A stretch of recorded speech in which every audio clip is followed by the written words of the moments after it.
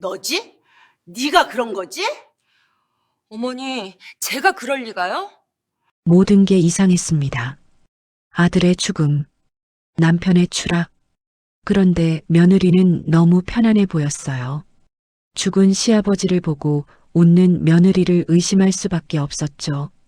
그래서 제가 직접 진실을 밝히기로 했어요. 진실을 밝히기 위한 숨막히는 이야기. 지금 시작할게요.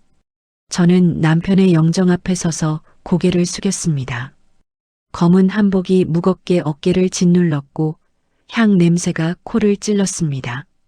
조문객들이 줄지어 들어왔습니다. 고개 숙여 절하고 저에게 위로의 말을 건넸습니다. 삼가 고인의 명복을 빕니다. 부인, 많이 힘드시겠어요. 저는 고개를 끄덕이며 답례했습니다. 옆에서는 며느리 한지원이 조문객들을 맞이했습니다. 감사합니다. 아버님께서 편히 가셨어요. 지원의 목소리는 차분하고 부드러웠습니다. 검은 원피스를 단정하게 입고 머리를 뒤로 묶은 모습이 단아했습니다. 조문객들은 지원을 보며 고개를 끄덕였습니다. 며느리분이 참 의젓하시네요. 시아버님 돌아가셨는데도 저렇게 침착하게 조문객 맞이하시고 효부십니다. 효부. 저는 아무 말도 하지 못했습니다. 효부라고요? 저는 지원을 곁눈질로 바라봤습니다. 그녀는 여전히 미소를 지으며 조문객들과 악수했습니다. 하지만 제 눈에는 뭔가 이상했습니다. 그 미소가 너무 완벽했습니다. 너무 자연스러웠습니다. 시아버지가 죽고 2년 전에는 남편을 잃었습니다. 두 번의 죽음을 겪은 여자의 얼굴이 저렇게 평온할 수 있을까요? 저는 30년간 검사로 일했습니다. 법정에서 수많은 범죄자들을 봤습니다. 살인범, 사기꾼, 사이코패스. 그들에게는 공통점이 하나 있었습니다. 거짓말할 때 웃는다는 것. 그것도 아주 자연스럽게. 밤 10시 조문 시간이 끝났습니다. 마지막 조문객이 나가고 빈소는 조용해졌습니다. 지원이 저에게 다가왔습니다. 어머님, 식사하셔야죠. 아침부터 아무것도 안 드셨잖아요. 괜찮아. 어머님, 몸 상하시면 안 돼요. 제가 죽이라도 갖다 드릴게요. 지원은 제 손을 잡았습니다. 따뜻한 손이었습니다. 하지만 왜일까요? 그 온기가 소름 돋게 느껴졌습니다. 혼자 있고 싶구나. 알겠어요. 그럼 전 잠깐 화장실 다녀올게요. 지원이 빈소를 나갔습니다. 저는 남편의 영정을 바라봤습니다. 사진 속 남편은 웃고 있었습니다. 50년을 함께 산 사람이었습니다. 사랑보다는 동료에 가까웠지만 그래도 제 인생의 반이었습니다. 여보, 제 눈에서 눈물이 흘렀습니다. 그때 복도에서 소리가 들렸습니다. 저는 눈물을 닦고 고개를 돌렸습니다. 빈소문이 살짝 열려 있었고 복도가 보였습니다. 지원이 거울 앞에 서 있었습니다. 그리고 웃고 있었습니다. 제대로 웃고 있었습니다. 입꼬리가 활처럼 올라가고 눈이 초승달처럼 휘어졌습니다. 조문객들 앞에서 짓던 예의 바른 미소가 아니었습니다. 진짜 기쁨이 담긴 웃음이었습니다. 저는 숨을 죽였습니다. 지원은 거울 속 자신을 보며 머리를 매만졌습니다. 그리고 작게 중얼거렸습니다. 이제 하나만 남았네. 심장이 멎는 것 같았습니다. 하나만 남았다고요? 무슨 뜻일까요? 지원이 갑자기 고개를 돌렸습니다. 저는 재빨리 고개를 돌려 영정을 바라봤습니다. 심장이 미친 듯이 뛰었습니다. 어머님, 괜찮으세요? 지원의 목소리가 뒤에서 들렸습니다. 응, 괜찮아. 얼굴이 안 좋으세요. 방에 가서 쉬세요. 그래야겠구나. 저는 일어났습니다. 다리가 후들거렸습니다. 지원이 제 팔을 잡았습니다. 제가 모셔다 드릴게요. 아니야, 혼자 갈 수 있어. 저는 지원의 손을 뿌리치고 방으로 향했습니다. 복도를 걷는 내내 뒤에서 지원의 시선이 느껴졌습니다. 방에 들어가 문을 잠갔습니다. 그리고 침대에 주저앉았습니다. 손이 떨렸습니다. 이제 하나만 남았네. 그 말이 계속 귓가에 맴돌았습니다. 2년 전 제 아들 민호가 죽었습니다. 설악산 등산 중 추락사. 경찰은 사고사라고 결론 내렸습니다. 저도 그렇게 믿었습니다. 일주일 전 남편 태준이 죽었습니다. 집 계단에서 굴러떨어져 머리를 부딪혔습니다. 역시 사고사. 그런데 지금 며느리가 거울 앞에서 웃으며 말했습니다. 이제 하나만 남았네. 만약의 말입니다. 두 사건이 사고가 아니라면요? 만약 누군가 계획적으로 제 가족을 죽였다면요? 그리고 그 누군가가 며느리라면요? 저는 고개를 저었습니다. 아니야. 말도 안 돼. 지원은 착한 며느리였습니다. 아들과 결혼한 지 5년. 늘 공손하고 예의 바르고 부지런했습니다. 집안일도 잘하고 시부모 모시는 것도 극진했습니다. SNS에는 팔로워가 15만 명이나 있었습니다. 재벌가 효부 며느리로 유명했습니다. 그런 사람이 살인을 저지를 리 없습니다. 하지만 검사로 일하며 배운 게 있습니다. 사람은 겉모습과 다를 수 있다는 것. 가장 친절한 이웃이 연쇄살인범일 수 있다는 것. 가장 사랑스러운 며느리가 살인자일 수 있다는 것. 저는 일어나 서재로 향했습니다. 남편의 서재였습니다. 책장에는 법률 서적들이 빼곡했습니다. 책상 서랍을 열었습니다. 오래된 파일 박스가 있었습니다. 민호 사건 기록. 저는 그 파일을 꺼냈습니다. 2년 전 저는 아들의 죽음을 받아들이기 위해 경찰 기록을 전부 복사해뒀습니다. 검사 습관이었습니다. 모든 것을 기록으로 남기는 것. 파일을 펼쳤습니다. 사건 개요. 사고 당일 오후 4시경 신민호 씨가 설악산 등산로에서 추락. 동행자인 아내 한지원 씨의 신고로 구조대 출동. 하지만 신민호 씨는 이미 사망한 상태. 부검 결과 추락으로 인한 두개골 골절 및 경추 손상. 사고사로 결론. 저는 한지원의 증언 부분을 읽었습니다. 남편이 사진을 찍기 위해 난간 근처로 갔습니다. 저는 뒤에서 기다리고 있었습니다. 그런데 갑자기 남편이 비명을 지르며 떨어졌습니다. 시간은 오후 4시쯤이었습니다.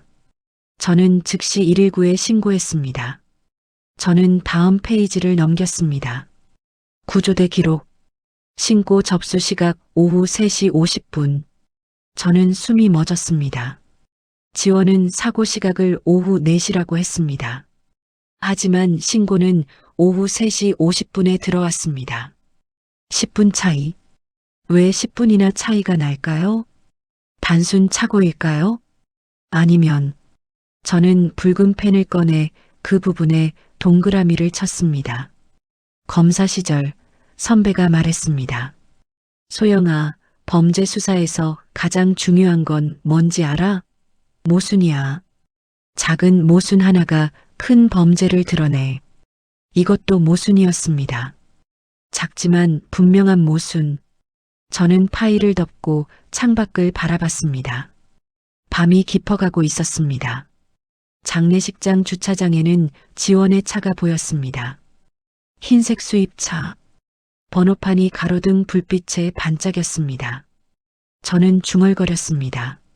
지원아, 너 대체 누구니? 그날 밤 저는 결심했습니다. 진실을 밝혀내겠다고. 만약 며느리가 제 가족을 죽였다면 반드시 법정에 세우겠다고. 검사로 30년을 일했습니다. 범죄자를 잡는 일이 제 인생이었습니다. 이번엔 제 가족을 위해서입니다. 저는 아들 민호의 사진을 손으로 쓰다듬었습니다. 민호야, 엄마가 꼭 진실을 밝혀낼게.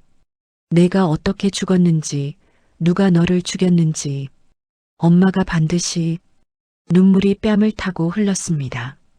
하지만 이번에는 슬픔의 눈물이 아니었습니다. 분노의 눈물이었습니다. 다음 날 아침 저는 일찍 일어났습니다. 창밖으로 희미한 새벽빛이 들어왔습니다. 시계를 보니 오전 5시였습니다. 밤새 잠을 제대로 이루지 못했습니다. 눈을 감으면 며느리의 그 미소가 떠올랐습니다. 이제 하나만 남았네. 저는 침대에서 일어나 서재로 향했습니다. 복도는 조용했습니다. 지원의 방 앞을 지나갈 때 문틈으로 불빛이 새어나왔습니다. 저는 발걸음을 멈췄습니다. 지원도 깨어 있는 걸까요? 아니면 밤새 불을 켜놓은 걸까요? 저는 조심스럽게 서재 문을 열고 들어갔습니다.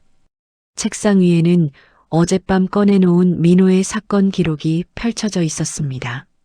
저는 책상 램프를 켰습니다. 노란 불빛이 서류를 비쳤습니다. 2년 전 2023년 10월 15일 제 아들 신민호가 죽은 날입니다. 저는 파일을 처음부터 다시 읽기 시작했습니다. 사건 개요. 피해자 신민호 37세. 설악산 대청봉 등산로 인근에서 추락. 동행자는 아내 한지원. 발견 당시 이미 사망.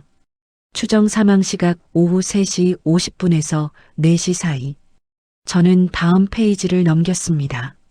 한지원의 진술서였습니다. 저희는 그날 아침 9시에 설악산에 도착했습니다. 날씨가 좋았고 남편이 등산을 가자고 해서 함께 갔습니다. 천천히 걸어서 오후 3시쯤 대청봉 근처에 도착했습니다. 남편이 경치 사진을 찍고 싶다고 해서 난간 근처로 갔습니다. 저는 조금 떨어진 곳에서 쉬고 있었습니다. 그런데 갑자기 남편이 비명을 지르는 소리가 들렸습니다. 급히 가보니 남편이 보이지 않았습니다. 아래를 내려다보니 남편이 떨어져 있었습니다. 저는 즉시 119에 신고했습니다. 시간은 4시쯤이었던 것 같습니다. 저는 붉은 펜을 들었습니다.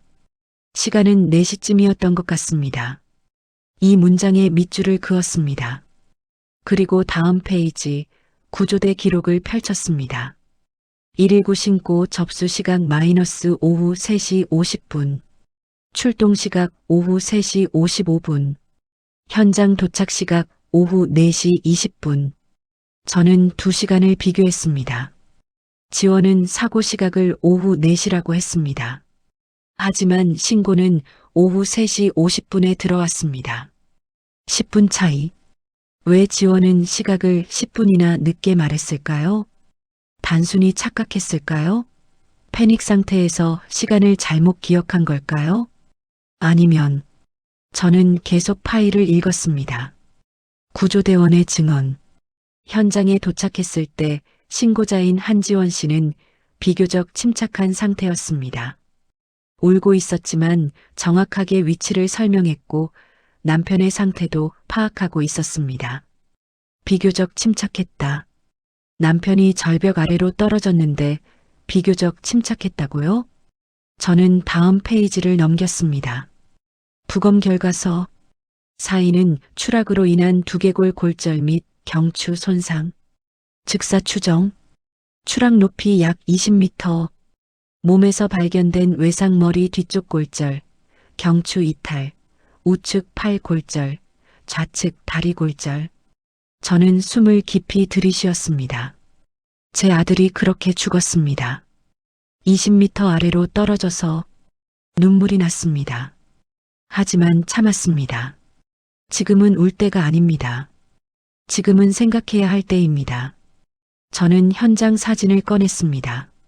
설악산 대청봉 인근, 바위와 나무로 둘러싸인 등산로, 난간이 있는 전망대, 그리고 절벽. 사진 속에는 붉은 테이프로 표시된 추락 지점이 보였습니다. 전망대 난간 옆이었습니다. 저는 확대경을 꺼내 사진을 자세히 봤습니다. 난간은 튼튼해 보였습니다. 높이는 약 1m. 성인 남자가 실수로 넘어지기에는 꽤 높은 난간이었습니다. 민호는 키가 175cm였습니다. 난간이 그의 허리쯤 왔을 겁니다. 실수로 넘어지려면 상당히 앞으로 몸을 숙여야 합니다. 사진을 찍기 위해서요? 저는 민호의 카메라 기록을 찾았습니다. 경찰이 민호의 카메라를 회수해서 사진들을 확인했습니다. 그날 찍은 마지막 사진은 오후 3시 45분이었습니다. 설악산 풍경 사진이었습니다. 그 후로 사진은 없었습니다. 저는 다시 계산했습니다. 마지막 사진 오후 3시 45분, 신고 접수 오후 3시 50분, 그 사이 5분 동안 무슨 일이 있었을까요? 민호가 난간 근처로 갔습니다. 사진을 더 찍으려고요. 그리고 떨어졌습니다. 지원의 말대로라면 그렇습니다. 하지만 정말 그럴까요? 저는 펜을 들고 종이에 타임라인을 적었습니다. 오후 3시 45분 민호 마지막 사진 촬영. 오후 3시 50분 119 신고 접수. 오후 3시 50분에서 4시 사이 추정 사망 시각. 이상했습니다. 신고가 들어온 시각과 추정 사망 시각이 거의 같았습니다. 그 말은 지원이 사고 직후 바로 신고했다는 뜻입니다. 너무 빠르지 않나요? 남편이 절벽 아래로 떨어지는 걸 봤다면 보통 사람은 어떻게 할까요? 비명을 지릅니다. 남편 이름을 부릅니다. 아래로 내려가려고 합니다. 패닉 상태에 빠집니다. 그런 다음에야 전화를 꺼내 신고합니다. 최소한 2분에서 3분은 걸립니다. 하지만 지원은 5분 안에 모든 걸 했습니다. 사고 목격, 확인, 신고. 너무 효율적이지 않나요? 마치 준비라도 한 것처럼. 저는 등받이에 기댔습니다. 검사 시절 선배가 말했습니다. 소영아, 범죄 수사의 핵심은 뭔지 알아? 타이밍이야. 범인은 항상 실수를 해. 시간을 맞추는 데서 실수를 하지. 타이밍.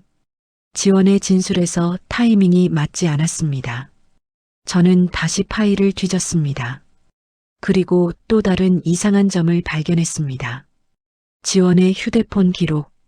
경찰이 조사를 위해 통화 기록을 확인했습니다. 그날 지원이 건 전화는 119 신고 한 통뿐이었습니다. 이상했습니다. 남편과 등산을 갔는데 다른 전화는 하나도 없었을까요? 친구한테 사진을 보내거나 SNS에 올리거나 혹은 다른 누군가와 연락하거나. 지원은 SNS를 활발하게 하는 사람이었습니다. 인스타그램 팔로워가 15만 명이나 됐습니다.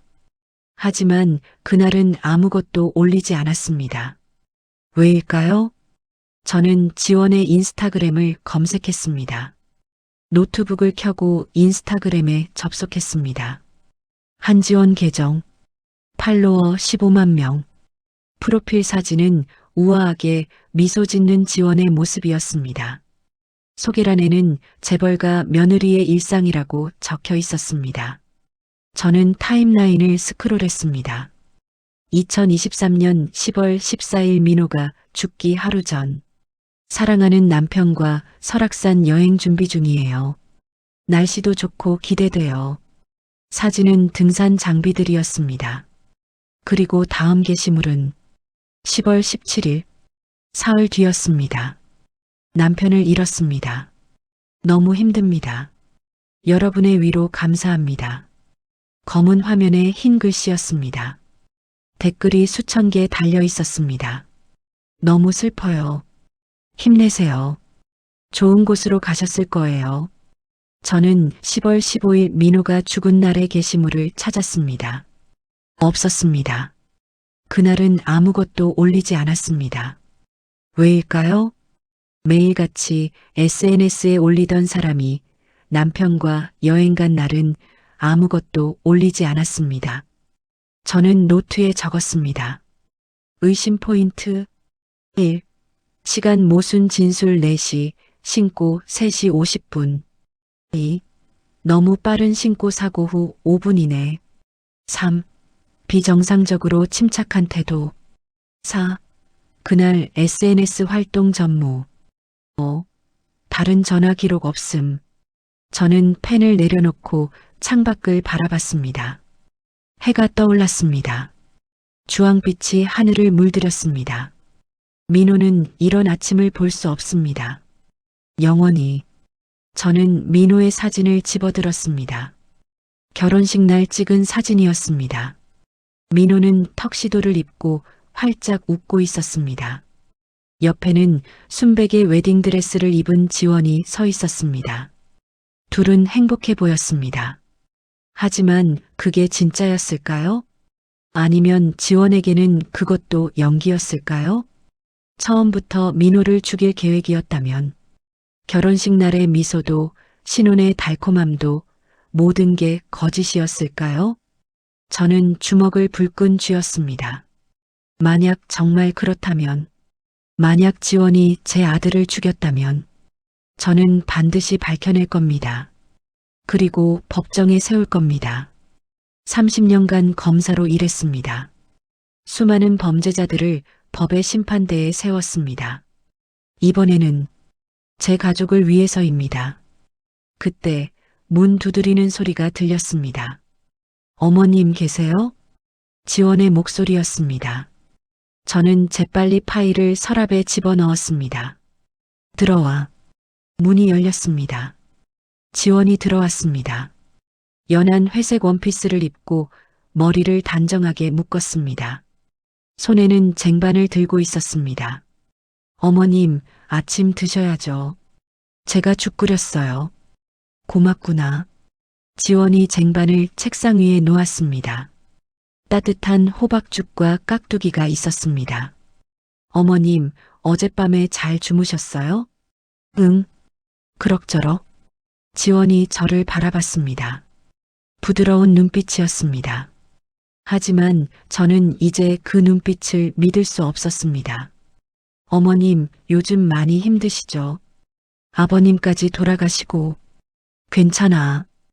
혹시 필요한 거 있으시면 언제든지 말씀하세요. 제가 다 해드릴게요. 저는 고개를 끄덕였습니다. 지원이 나가려다 멈춰 섰습니다. 어머님, 요즘 뭔가 찾으시는 거 있으세요? 심장이 덜컥했습니다. 왜 그러니? 아니, 그냥 어머님이 자꾸 서재에 계셔서요. 혹시 아버님 유품 정리하시는 건가 싶어서요. 응, 유품 정리 중이야. 제가 도와드릴까요? 아니야. 혼자 하고 싶구나. 알겠어요. 그럼 죽 드시고 좀 쉬세요. 지원이 나갔습니다. 문이 닫히는 소리가 들렸습니다. 저는 긴장을 풀고 한숨을 쉬었습니다. 지원이 눈치챈 걸까요? 제가 뭔가 조사하고 있다는 걸? 아니야. 아직은 아닐 겁니다. 하지만 조심해야 합니다. 지원이 정말 살인자라면 저도 위험할 수 있습니다. 저는 휴대폰을 꺼냈습니다. 그리고 연락처를 뒤졌습니다. 강민수, 제 후배 형사였습니다. 20년 전 제가 검사로 일할 때 함께 일했던 사람입니다. 지금은 강력계 형사로 일하고 있습니다. 저는 문자를 보냈습니다. 민수야, 시간 되면 만나자. 급해. 오후 2시, 저는 강민수를 만나기 위해 집을 나섰습니다. 지원에게는 친구 모임이 있다고 말했습니다. 거짓말이었습니다. 하지만 지원에게 진실을 말할 수는 없었습니다. 어머님, 조심히 다녀오세요. 지원이 현관까지 배웅을 나왔습니다. 부드러운 미소를 지으며 손을 흔들었습니다. 저는 억지로 미소를 지어 보였습니다. 차에 올라타 백미러로 저택을 바라봤습니다. 지원이 현관에 서서 저를 보고 있었습니다. 저는 시동을 걸고 천천히 출발했습니다. 카페로 가는 길, 저는 일주일 전을 떠올렸습니다. 남편이 죽던 날입니다. 그날도 이렇게 화창했습니다. 가을 햇살이 따스했고 하늘이 맑았습니다. 저는 아침 일찍 친구들과 약속이 있었습니다. 오랜만에 만나는 대학 동창들이었습니다. 남편은 서재에서 신문을 읽고 있었습니다. 여보, 나 점심때쯤 돌아올게요. 그래요. 조심히 다녀와요. 저는 나가려다 멈춰 섰습니다. 남편의 표정이 뭔가 심각해 보였습니다. 무슨 일 있어요? 남편이 신문을 내려놓고 저를 바라봤습니다. 여보, 지원이가 요즘 이상해요. 뭐가요? 자꾸 내 서재에 들어와서 서류를 뒤지는 것 같아요. 어제도 밤늦게 문 여는 소리가 들렸어요. 내려가 보니 지원이가 서재에서 나오더라고요. 저는 웃었습니다. 당신 예민한 거 아니에요? 지원이가 왜 서류를 뒤지겠어요? 하지만 너무 신경 쓰지 마세요. 지원이는 착한 애예요. 남편이 한숨을 쉬었습니다. 그래요. 내가 예민한 건가 봐요. 나이 들어서 그런가. 저는 남편의 어깨를 가볍게 두드렸습니다. 푹 쉬세요. 요즘 피곤해 보여요. 그래야겠어요. 다녀와요. 그게 남편과 나눈 마지막 대화였습니다. 저는 외출했고 친구들을 만났습니다. 점심을 먹고 차를 마시며 이런저런 이야기를 나눴습니다. 오후 2시 10분경이었습니다. 휴대폰이 울렸습니다. 지원이었습니다. 어머님, 어머님. 지원의 목소리가 다급했습니다. 왜 그래?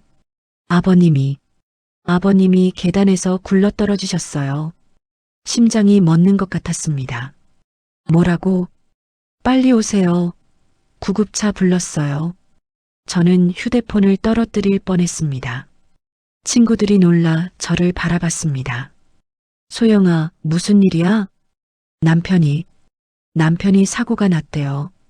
저는 급히 일어나 카페를 나섰습니다. 차에 올라타 집으로 달렸습니다. 신호등이 빨간불일 때마다 미칠 것 같았습니다. 집에 도착했을 때는 이미 구급차가 와 있었습니다. 현관문이 활짝 열려 있었고 구급대원들이 들것을 들고 나왔습니다. 들것 위에는 남편이 누워 있었습니다. 여보, 저는 달려갔습니다. 남편의 얼굴은 창백했고 눈을 감고 있었습니다. 머리에서 피가 흘렀습니다. 의식이 없습니다. 빨리 병원으로 가야 합니다. 구급대원이 말했습니다. 저는 구급차에 올라탔습니다. 지원도 함께 탔습니다. 지원의 얼굴은 창백했고 손이 떨리고 있었습니다. 어떻게 된 거예요? 제가 물었습니다. 저도 잘 모르겠어요. 제가 2층에서 빨래를 정리하고 있었는데 갑자기 쿵 하는 소리가 들렸어요. 내려가 보니 아버님이 계단 아래에 쓰러져 계셨어요. 아무도 없었어요? 집에 우리 셋밖에 없었잖아요. 네. 아버님 혼자 계셨어요. 병원에 도착했습니다. 남편은 응급실로 들어갔습니다. 저는 밖에서 기다렸습니다. 지원이 제 옆에 앉았습니다. 어머님, 괜찮으실 거예요. 지원이 제 손을 잡았습니다. 하지만 그 손이 차가웠습니다. 30분 후 의사가 나왔습니다. 표정이 어두웠습니다. 보호자분이신가요? 네. 저는 아내입니다. 유감입니다. 환자분이 돌아가셨습니다. 세상이 무너지는 것 같았습니다. 뭐라고요? 계단에서 떨어지면서 머리를 심하게 부딪히셨습니다. 뇌출혈이 심해서 수술할 시간도 없었습니다. 최선을 다했지만 저는 주저앉았습니다. 지원이 저를 부축했습니다. 어머님, 경찰이 왔습니다. 사고 경위를 조사했습니다. 부인, 남편분이 어떻게 떨어지셨는지 보셨나요? 아니요. 저는 외출 중이었어요. 경찰이 지원을 바라봤습니다. 그럼 며느리분 설명해 주시겠어요? 지원이 고개를 끄덕였습니다. 저는 2층에서 빨래를 정리하고 있었어요. 오후 2시쯤이었어요. 갑자기 큰 소리가 들렸어요. 급히 내려가 보니 시아버님이 1층 계단 아래에 쓰러져 계셨어요. 바로 119에 신고했어요. 시아버님이 왜 계단에서 떨어지셨을까요? 잘 모르겠어요. 아마 실내화가 미끄러워서 그런 것 같아요. 경찰이 현장을 조사했습니다. 계단을 확인하고 사진을 찍었습니다. 그리고 결론을 내렸습니다. 사고사로 보입니다. 미끄러운 실내화 때문에 발을 헛디딘 것 같습니다. 사고사? 남편은 그렇게 죽었습니다. 장례식을 치르는 사흘 동안 저는 멍했습니다. 조문객들을 맞이하고 절차를 밟았지만 정신이 없었습니다. 그때는 의심하지 않았습니다. 사고라고 믿었습니다. 하지만 지금 저는 카페 주차장에 차를 세웠습니다. 민수가 이미 와 있었습니다. 창가 자리에 앉아 저를 기다리고 있었습니다. 저는 카페로 들어가 민수 앞에 앉았습니다. 선배님, 민수가 일어나 인사했습니다. 43살, 여전히 단정한 모습이었습니다. 앉아요, 민수야. 저는 가방에서 파일을 꺼냈습니다. 민호의 사건 기록이었습니다. 이거 좀 봐줘요. 민수가 파일을 받아 훑어봤습니다. 이건 도련님 사건 기록이네요. 응. 2년 전 민호가 죽었을 때 경찰 기록이에요. 자세히 읽어봐요. 민수가 집중해서 파일을 읽었습니다. 표정이 점점 굳어졌습니다. 선배님, 시간 모순이 있네요. 그렇죠? 한지원 씨 진술은 오후 4시인데 신고 접수는 오후 3시 50분이에요. 10분 차이예요. 그게 다가 아니에요. 저는 노트를 꺼내 보여줬습니다. 제가 정리한 의심 포인트들이었습니다. 민수가 읽으며 고개를 끄덕였습니다. 선배님, 혹시 며느리분을 의심하시는 건가요? 저는 주위를 둘러봤습니다. 다른 손님들이 멀리 떨어져 앉아 있었습니다. 작은 목소리로 말했습니다. 민수야, 우리 남편도 일주일 전에 죽었어요. 네. 부고받았어요. 정말 유감입니다. 그것도 사고사였어요.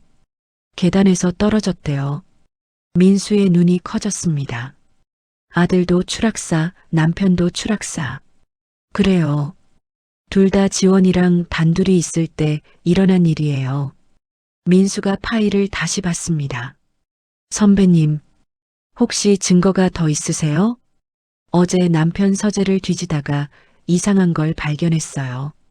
저는 휴대폰을 꺼내 사진을 보여줬습니다. 초소형 카메라였습니다. 이게 남편 서재 책장 뒤에 숨겨져 있었어요. 민수가 사진을 확대해서 봤습니다. 이건 몰래 카메라네요. 누가 설치한 거예요? 지원이요. 남편이 돌아가시기 전날 말했어요. 지원이가 자꾸 서재에서 서류를 뒤진다고. 저는 그때 믿지 않았어요. 하지만 이제 민수가 심각한 표정으로 저를 바라봤습니다. 선배님, 이거 정말 심각한 의혹이에요. 만약 진짜라면 연쇄살인이죠. 저는 조용히 말했습니다. 지원이가 우리 가족을 죽이고 있어요. 민호 남편. 그리고 다음은 선배님, 민수가 제 손을 잡았습니다. 위험해요. 만약 정말 그렇다면 선배님도 타겟일 수 있어요. 알아요. 그래서 당신을 부른 거예요. 도와줘요, 민수야. 증거를 찾아야 해요. 법정에 세울 수 있는 확실한 증거. 민수가 고개를 끄덕였습니다. 알겠습니다. 비공식적으로 조사해 볼게요. 하지만 선배님도 조심하세요. 절대 지원 씨 앞에서 의심하는 티 내지 마세요. 당연하죠. 민수가 파일을 가방에 넣었습니다. 일단 한지원 씨 과거부터 조사해 볼게요. 결혼 전 행적, 전 직장, 인간관계. 뭔가 나올 거예요. 고마워요, 민수야. 아니에요, 선배님. 선배님이 저한테 얼마나 잘해주셨는데요. 이건 제가 당연히 해야 할 일이에요. 저는 카페를 나왔습니다. 차에 올라타 핸들을 잡았습니다. 손이 떨렸습니다. 만약 정말 지원이 범인이라면, 제 아들을 죽이고 남편을 죽인 사람이라면, 저는 그 여자와 지금 한 집에 살고 있는 겁니다. 단둘이 등골이 오싹했습니다. 하지만 동시에 분노가 치밀었습니다. 지원아, 저는 중얼거렸습니다. 너 어디 도망가지 마. 내가 반드시 내 정체를 밝혀낼 테니까. 집으로 돌아가는 길, 저는 다시 남편의 마지막 말을 떠올렸습니다. 지원이가 자꾸 서재에 들어와서 서류를 뒤져요. 남편은 뭔가 알아챘던 걸까요? 그래서 죽임을 당한 걸까요? 저는 주먹을 불끈 쥐었습니다. 집에 도착했습니다. 현관문을 열고 들어갔습니다. 어머님 오셨어요? 지원이 거실에서 나왔습니다. 앞치마를 두르고 있었습니다. 응, 다녀왔어. 친구분들 잘 만나셨어요? 응, 저녁 준비하고 있어요. 어머님 좋아하시는 갈비찜 만들었어요. 고맙구나. 저는 지원을 지나쳐 2층으로 올라갔습니다. 방에 들어가 문을 잠갔습니다. 그리고 침대에 앉았습니다. 지원의 그 미소, 부드럽고 다정한 미소. 하지만 이제 그 미소가 섬뜩하게 느껴졌습니다. 저는 창밖을 바라봤습니다. 해가 지고 있었습니다. 어둠이 내려오고 있었습니다. 이 집에도 제 마음에도 사흘이 지났습니다. 민수에게서 연락이 왔습니다. 문자였습니다. 선배님 만나야 할 것 같습니다. 중요한 걸 찾았습니다. 저는 심장이 두근거렸습니다. 뭔가 찾았다는 건가요? 지원의 과거에서? 저는 재빨리 답장했습니다. 어디서 볼까요? 저번처럼 그 카페에서요. 오늘 오후 3시. 알겠어요. 저는 시계를 봤습니다. 오전 10시였습니다. 아직 5시간이나 남았습니다. 기다리는 게 고문 같았습니다. 저는 서재로 내려갔습니다. 요즘 저는 서재에서 많은 시간을 보냈습니다. 지원을 피하기 위해서이기도 했고 증거를 찾기 위해서이기도 했습니다. 남편의 책상 앞에 앉았습니다. 책상 위에는 제가 정리해 놓은 자료들이 있었습니다. 민호의 사건 기록, 남편의 사고 기록, 의심 포인트들. 저는 노트를 펼쳤습니다. 그리고 새로운 항목을 추가했습니다. 지원의 행동 패턴 관찰. 매일 아침 저에게 식사 챙김. 제가 외출할 때마다 어디 가는지 물음. 제 방 근처에서 자주 목격됨. 저와 단둘이 있는 것을 피하지 않음. SNS는 여전히 활발 마이너스 팔로워들에게 힘든 시기를 견디는 중 이미지 구축. 저는 펜을 내려놓고 한숨을 쉬었습니다. 만약 지원이 정말 범인이라면 저는 지금 범인과 같은 집에 살고 있는 겁니다. 식사도 함께하고 같은 공기를 마시고 밤에는 복도 하나 사이에서 잠을 자는 겁니다. 소름이 끼쳤습니다. 하지만 티를 낼 수 없었습니다. 지금은 증거를 모아야 할 때입니다. 경솔하게 움직이면 지원이 눈치챌 겁니다. 그리고 저도 위험해질 겁니다. 그때 노크 소리가 들렸습니다. 어머님, 지원의 목소리였습니다. 저는 재빨리 노트를 서랍에 넣었습니다. 들어와. 문이 열렸습니다. 지원이 쟁반을 들고 들어왔습니다. 어머님, 차 좀 드세요. 제가 국화차 우렸어요. 고맙구나. 지원이 책상 위에 찻잔을 놓았습니다. 따뜻한 김이 올라왔습니다. 어머님, 요즘 서재에서 많이 계시네요. 혹시 불편한 거 있으세요? 아니야. 그냥 남편 생각이 나서. 지원이 제 어깨에 손을 올렸습니다. 많이 힘드시죠? 저도 매일 아버님 생각나요.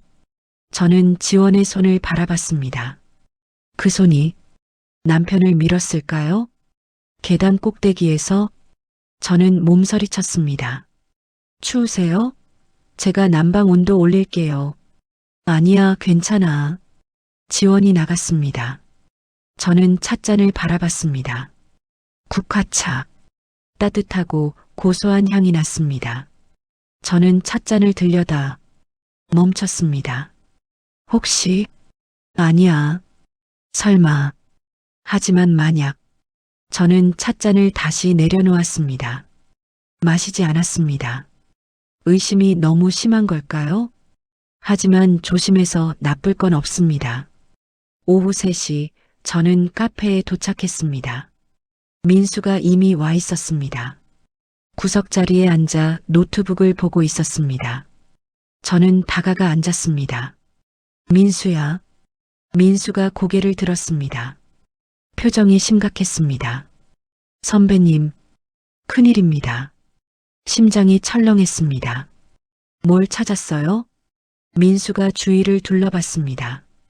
다른 손님들이 멀리 떨어져 있었습니다. 그는 가방에서 파일을 꺼냈습니다. 한지원 씨 과거를 조사했습니다. 그래서 한지원, 이 이름은 10년 전에 만들어진 겁니다. 저는 숨을 멈췄습니다. 무슨 말이에요? 민수가 서류를 펼쳤습니다. 개명 신청서예요. 2015년 4월 15일 김미래에서 한지원으로 개명. 저는 서류를 받아봤습니다. 정말이었습니다. 김미래. 네. 그게 며느리분의 원래 이름입니다. 민수가 다른 서류를 꺼냈습니다. 그리고 이건 성형외과 기록이에요. 비공식 루트로 입수했습니다. 개명 한 달 전에 대대적인 성형 수술을 받았어요. 눈, 코, 턱선, 광대. 거의 전체를 바꿨습니다. 저는 말문이 막혔습니다. 그럼 지금 얼굴이 진짜가 아니라는 거예요? 네. 이게 수술 전 사진입니다. 민수가 사진을 보여줬습니다. 저는 사진을 봤습니다. 완전히 다른 얼굴이었습니다. 둥근 얼굴, 작은 눈, 낮은 코. 지금의 지원과는 전혀 닮지 않았습니다. 이게 우리 며느리였어요? 네. 10년 전 김미래의 모습입니다. 저는 사진을 계속 바라봤습니다. 믿을 수가 없었습니다. 왜 이렇게까지 바꿨을까요? 민수가 심각한 표정으로 말했습니다.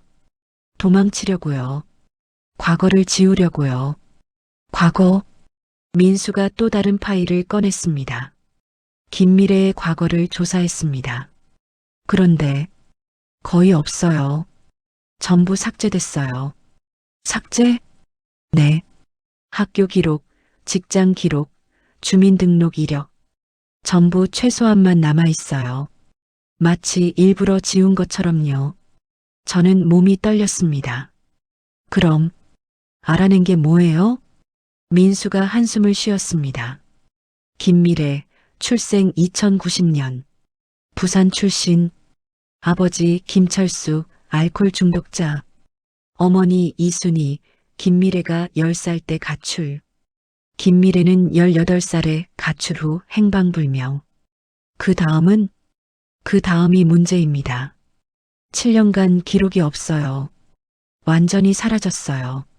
그리고 2015년 갑자기 나타났어요. 간호학과 3학년 편입생으로요. 어떻게 편입했어요? 학비는? 민수가 고개를 저었습니다. 모르겠어요. 장학금도 아니고 학자금 대출도 아니에요. 누군가 학비를 냈는데 기록이 없어요. 저는 생각에 잠겼습니다. 후원자가 있었다는 건가요? 그럴 가능성이 높습니다. 민수가 멈칫했습니다. 그리고 선배님, 한 가지 더 있습니다. 뭐예요? 민수가 오래된 신문 기사를 꺼냈습니다. 2015년 2월 부산에서 일어난 사건입니다. 저는 기사를 읽었습니다. 70대 재력가 급사. 동거녀는 20살 연하. 심장이 쿵 내려앉았습니다. 재력가 김영수 72세. 심근경색으로 급사. 동거녀 김모 씨 25세. 보험금 수익자로 지정돼 있어 논란. 저는 민수를 바라봤습니다. 이 김모 씨가 김미래일 가능성이 높습니다. 나이, 지역, 시기가 전부 일치해요. 저는 손으로 입을 막았습니다. 그럼 그때도 사인은 심근경색이었습니다. 자연사로 결론 났어요. 하지만 민수가 잠시 멈췄습니다. 경찰 기록을 보니 당시 약간의 의혹이 있었어요. 김영수 씨가 심장병이 없었거든요. 갑자기 죽었어요. 하지만 부검 결과 심근경색이 맞았고 독극물도 검출되지 않았어요. 그래서 사건 종결. 보험금은 3억? 전부 김미래에게 갔어요. 저는 숨을 크게 들이쉬었습니다. 그 돈으로 성형하고 개명하고 새 인생을 시작한 거네요. 그렇습니다. 저는 의자에 기댔습니다. 머리가 어지러웠습니다. 민수야, 이게 무슨 뜻인지 알아요? 네. 민수가 조용히 말했습니다. 한지원, 아니 김미래는 이번이 처음이 아닙니다. 10년 전에도 했을 가능성이 있습니다. 저는 주먹을 불끈 쥐었습니다. 그럼 우리 민호는 두 번째 희생자란 말이에요? 죄송합니다, 선배님. 저는 눈물이 났습니다. 하지만 울 수 없었습니다. 지금은 울 때가 아닙니다. 저는 눈물을 닦았습니다. 더 있어요? 민수가 고개를 끄덕였습니다. 김미래가 김영수 씨와 동거하던 곳을 찾아갔어요. 부산 해운대 아파트였어요. 당시 아파트 경비원을 만났습니다. 뭐라고 하던가요? 김미래를 기억하더군요. 조용하고 착한 여자였다고요. 하지만 민수가 잠시 멈췄습니다. 김영수 씨가 죽기 며칠 전 이상한 일이 있었대요. 김영수 씨가 경비실에 내려와서 말했대요. 요즘 몸이 이상하다. 자꾸 어지럽고 가슴이 답답하다고요. 저는 귀를 기울였습니다. 그리고 경비원이 병원 가보라고 했대요. 하지만 김영수 씨는 여자친구가 약을 챙겨준다. 괜찮을 거다라고 했대요. 약. 네. 그리고 이틀 후 김영수 씨는 죽었습니다. 저는 전율했습니다. 혹시 김미래가 약을... 증거는 없습니다. 부검에서도 독극물이 나오지 않았어요. 하지만 민수가 조용히 말했습니다. 선배님, 며느리분이 간호학과 출신이시죠? 네. 간호학과에서는 약물에 대해 배웁니다. 어떤 약이 어떤 효과를 내는지, 그리고 어떻게 하면 흔적을 남기지 않는지도요. 저는 온몸이 얼어붙었습니다. 민수야, 지원이가, 우리 민호도 그렇게 가능성이 있습니다. 산에서 추락사했으니 부검에서도 약물 검사를 안 했을 거예요. 추락 외상이 사인이니까요. 저는 책상을 쿵 쳤습니다. 주변 사람들이 돌아봤습니다. 저는 목소리를 낮췄습니다. 그럼 남편도 약물을 먹였을까요? 조사해봐야 합니다. 하지만 이미 화장했으니 부검은 불가능해요. 저는 고개를 감싸쥐었습니다. 이럴 수가. 민수가 제 손을 잡았습니다. 선배님, 진정하세요. 우리가 지금 알아낸 거예요. 이제 대응할 수 있어요. 어떻게요? 일단 더 조사해야 합니다. 확실한 증거를 찾아야 해요. 그리고 민수가 진지하게 말했습니다. 선배님도 조심하셔야 합니다. 만약 한지원 씨가 정말 연쇄살인범이라면 선배님도 타겟일 수 있어요. 저는 이미 알고 있었습니다. 아들, 남편. 다음은 저입니다. 그러면 1,000억대 재산이 전부 지원에게 갑니다. 알아요. 조심하고 있어요. 혹시 이상한 일 없으셨어요? 저는 오늘 아침 일을 떠올렸습니다. 지원이가 오늘 차를 갖다 줬어요. 국화차. 드셨어요? 아니요. 마시지 않았어요. 민수가 안도의 한숨을 쉬었습니다. 잘하셨어요. 앞으로 지원 씨가 준 음식은 절대 드시지 마세요. 하지만 우리 둘이서 같이 식사하는데 같이 먹는 음식은 괜찮을 거예요. 하지만 선배님만 드시는 음식, 음료는 절대 안 됩니다. 알겠어요. 민수가 파일을 정리했습니다. 제가 계속 조사하겠습니다. 김미래 시절 인맥, 김영수 사건 재조사, 그리고 도련님과 회장님 사건의 재검토, 뭔가 나올 겁니다. 고마워요, 민수야. 선배님, 민수가 망설이다 말했습니다. 사실 이 조사 비공식이에요. 제 직권으로는 한계가 있어요. 만약 상부에 보고하면 공식 수사가 될 수 있지만 아직 안 돼요. 제가 말했습니다. 증거가 부족해요. 지금 고발하면 지원이가 빠져나갈 거예요. 확실한 증거를 찾아야 해요. 민수가 고개를 끄덕였습니다. 알겠습니다. 그럼 조금만 더 시간을 주세요. 저는 집으로 돌아왔습니다. 현관문을 열고 들어가는데 지원이 나왔습니다. 어머님, 어디 다녀오셨어요? 응. 산책. 혼자요? 응. 지원이 미소 지었습니다. 다음에는 저도 같이 가요. 요즘 어머님 혼자 계시는 것 같아서 걱정이에요. 저는 지원을 바라봤습니다. 그 미소 뒤에 숨겨진 얼굴, 성형 전의 얼굴, 김미래. 저는 억지로 미소를 지었습니다. 그래, 다음에 같이 가자. 네, 어머님. 저는 2층으로 올라갔습니다. 방에 들어가 문을 잠갔습니다. 그리고 침대에 주저앉았습니다. 손이 떨렸습니다. 지원이 아니라 김미래. 10년 전 70대 남자를 죽이고 보험금을 챙긴 여자. 그리고 지금 제 가족을 죽인 여자. 저는 창밖을 바라봤습니다. 해가 지고 있었습니다. 어둠이 내려오고 있었습니다. 저는 중얼거렸습니다. 김미래. 아니, 한지원. 너 어디 도망가지 마. 내가 반드시 내 가면을 벗겨줄 테니까. 일주일이 지났습니다. 저는 지원과 함께 있을 때마다 긴장했습니다. 같은 테이블에서 식사를 하면서도 제 음식만 따로 조심했습니다. 지원이 제 것만 따로 가져다 주면 핑계를 대고 먹지 않았습니다. 어머님, 입맛이 없으세요? 응.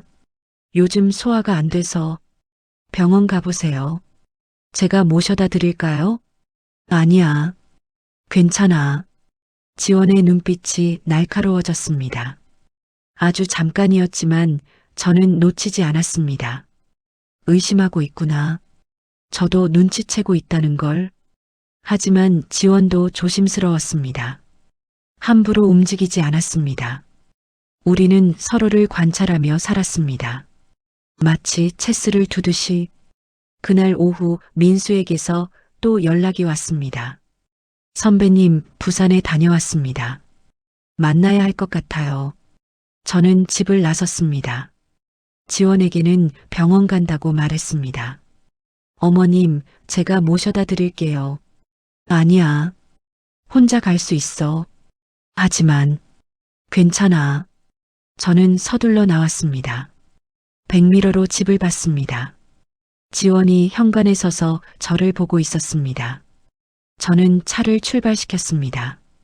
하지만 이상한 느낌이 들었습니다. 백미러를 다시 봤습니다. 뒤에 검은색 세단이 따라오고 있었습니다.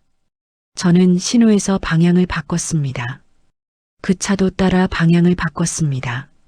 심장이 두근거렸습니다. 저를 미행하는 건가?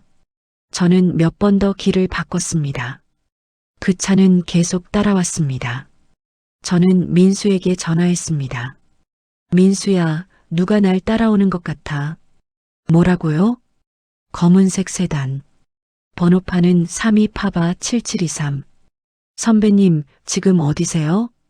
강남대로 쪽으로 가고 있어. 경찰서 쪽으로 오세요. 제가 나갈게요. 저는 경찰서로 방향을 틀었습니다. 그러자 그 차가 갑자기 멈춰 섰습니다. 그리고 유턴해서 사라졌습니다. 저는 안도의 한숨을 쉬었습니다. 경찰서 앞에서 민수가 나왔습니다. 저는 차에서 내렸습니다. 괜찮으세요, 선배님? 응. 그 차가 사라졌어. 민수가 주위를 둘러봤습니다. 번호판 기억하세요? 응. 3288-7723. 민수가 전화로 조회했습니다. 잠시 후 표정이 굳었습니다. 렌터카예요. 렌터카? 네. 2주 전에 빌렸는데 명의가 한지원이에요. 저는 숨이 막혔습니다. 지원이가 날 미행하고 있었어? 그런 것 같습니다. 민수가 심각하게 말했습니다. 선배님, 이거 심각해요. 지원 씨가 선배님을 감시하고 있어요. 알아. 집에서도 느껴. 제 방 근처에서 자주 서성거리고 위험합니다. 차라리 호텔로 피하시는 게 안 돼. 저는 고개를 저었습니다. 제가 피하면 지원이가 눈치챌 거야. 그리고 증거를 인멸할지도 몰라. 민수가 망설였습니다. 하지만 괜찮아. 조심할게. 그보다 부산에서 뭘 찾았어? 민수가 가방에서 파일을 꺼냈습니다. 경찰서 안으로 가시죠. 우리는 경찰서 내부 상담실로 들어갔습니다. 민수가 파일을 펼쳤습니다. 김영수 사건을 재조사했습니다. 그래서 당시 담당 형사를 만났어요. 지금은 은퇴했지만요. 민수가 노트를 꺼냈습니다. 그 형사 말로는 당시에도 의심스러웠대요. 하지만 증거가 없었다고요. 왜 의심했는데? 김영수 씨가 죽기 일주일 전부터 이상 증세가 있었어요. 어지럼증, 구토, 가슴 통증. 병원에 갔는데 검사 결과는 정상이었대요. 그럼, 하지만 증세는 계속됐어요. 그리고 김미래가 약을 챙겨줬대요. 건강보조제라면서요. 저는 귀를 기울였습니다. 계속해봐. 그리고 김영수 씨 죽기 이틀 전, 이웃이 이상한 걸 목격했어요. 민수가 증언 기록을 보여줬습니다. 김미래가 쓰레기를 버리는 걸 봤는데 약병들이 많았대요. 빈 약병들. 무슨 약인데? 그걸 확인하지 못했어요. 이미 수거차가 가져갔거든요. 저는 한숨을 쉬었습니다. 증거가 없네요. 맞아요. 그래서 사건이 종결됐죠. 하지만 민수가 다른 서류를 꺼냈습니다. 제가 당시 부검 기록을 다시 봤어요. 그래서 심근경색이 맞긴 한데 뭔가 이상한 점이 있어요. 민수가 의학 용어가 가득한 페이지를 가리켰습니다. 김영수 씨는 심장병 병력이 전혀 없었어요. 건강했어요. 그런데 갑자기 심근경색으로 죽었죠. 그럴 수도 있잖아요. 맞아요. 하지만 저는 법의학자 친구에게 자문을 구했어요. 민수가 또 다른 서류를 보여줬습니다. 특정 약물을 장기 복용하면 심근경색을 유발할 수 있대요. 하지만 일반 부검으로는 잡히지 않아요. 무슨 약물이에요? 디곡신, 심장약이에요. 적정량을 쓰면 심장을 안정시키지만 과다 복용하면 심장을 멈추게 할 수 있어요. 저는 숨을 들이켰습니다. 그리고 간호학과에서 배우는 약이죠? 정확합니다. 저는 주먹을 쥐었습니다. 그럼 지원이가 김영수한테 그 약을 먹였다는 거네요? 가능성이 높습니다. 일주일간 조금씩 먹이면 심근경색처럼 보이거든요. 하지만 증거는 없습니다. 이미 10년 전 일이고 부검도 끝났고 화장까지 됐으니까요. 저는 의자에 기댔습니다. 민수야. 네, 선배님. 우리 민호도 그렇게 당했을까? 민수가 고개를 숙였습니다. 죄송하지만 가능성이 있습니다. 산에 가기 전에 약을 먹였을 수도 있어요. 어지럼증을 일으키는 약이요. 그러면 절벽 근처에서 중심을 잃고 저는 눈물이 났습니다. 우리 민호가 그렇게 선배님, 민수가 제 손을 잡았습니다. 증거를 찾을 겁니다. 반드시요. 저는 눈물을 닦았습니다. 남편은 어때요? 남편도 약물로 가능성이 높습니다. 계단에서 떨어지기 전에 어지럼증을 일으키는 약을 먹였을 수도 있어요. 저는 온몸이 떨렸습니다. 분노가 치밀었습니다. 그 여자가 우리 가족을 그렇게 선배님 진정하세요. 어떻게 진정해요? 내 아들과 남편을 약으로 죽인 년인데 제 목소리가 커졌습니다. 민수가 저를 진정시켰습니다. 선배님 알아요. 화나는 거 이해합니다. 하지만 지금은 냉정해야 해요. 증거를 찾아야 합니다. 저는 심호흡을 했습니다. 미안해요. 아니에요. 당연히 화나실 만합니다. 민수가 파일을 정리했습니다. 이제 우리에게 필요한 건 결정적 증거예요. 한지원 씨를 법정에 세울 수 있는 확실한 증거요. 어떻게? 일단 한지원 씨의 현재 행적을 더 조사해야 합니다. 그리고 민수가 잠시 망설였습니다. 집안을 뒤져야 할 것 같아요. 집을? 네. 약물 증거가 있을 수 있어요. 디곡신이나 다른 약물들이요. 하지만 지원이가 집에 있는데 지원 씨가 외출할 때를 노려야죠. 저는 생각에 잠겼습니다. 지원이는 매주 목요일 오전에 요가 수업 가요. 몇 시간이나 나가 있어요? 3시간 정도요. 민수가 고개를 끄덕였습니다. 그때 제가 도와드리겠습니다. 같이 집을 수색하죠. 고마워요, 민수야. 저는 경찰서를 나섰습니다. 주차장으로 가는데 뒤에서 인기척이 느껴졌습니다. 저는 재빨리 돌아봤습니다. 아무도 없었습니다. 하지만 분명 누군가 있었습니다. 저는 차에 올라타 문을 잠갔습니다. 손이 떨렸습니다. 지원이 저를 지켜보고 있는 걸까요? 저는 집으로 돌아갔습니다. 현관문을 열고 들어가는데 지원이 나왔습니다. 어머님, 병원 다녀오셨어요? 응. 뭐래요? 별거 아니래. 지원이 저를 자세히 봤습니다. 어머님, 눈이 부셨네요. 우셨어요? 심장이 덜컥했습니다. 아니야. 바람 때문에.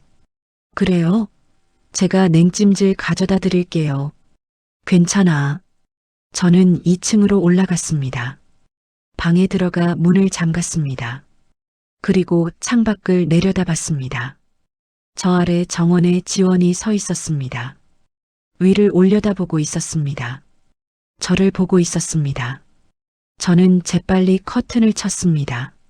심장이 미친 듯이 뛰었습니다. 저는 침대에 앉았습니다. 그리고 휴대폰을 꺼냈습니다. 민수에게 문자를 보냈습니다. 목요일 오전 10시 집으로 와요. 목요일 그날 우리는 증거를 찾을 겁니다. 지원의 범죄를 입증할 증거를요. 저는 창밖을 다시 봤습니다. 해가 지고 있었습니다. 어둠이 내려오고 있었습니다. 이 집에도 제 인생에도 하지만 곧 진실의 빛이 비칠 겁니다. 저는 그렇게 믿었습니다. 목요일 아침이 밝았습니다. 저는 일찍 일어나 준비했습니다. 손이 떨렸습니다. 오늘입니다. 오늘 증거를 찾습니다. 아침 식사 시간 지원이 식탁에 음식을 차렸습니다. 어머님 드세요. 고맙구나. 저는 지원의 움직임을 주시했습니다. 지원도 저를 관찰했습니다. 우리는 침묵 속에서 식사했습니다.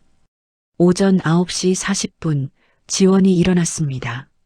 어머님, 저 요가 수업 가요. 그래. 3시간쯤 후에 올게요.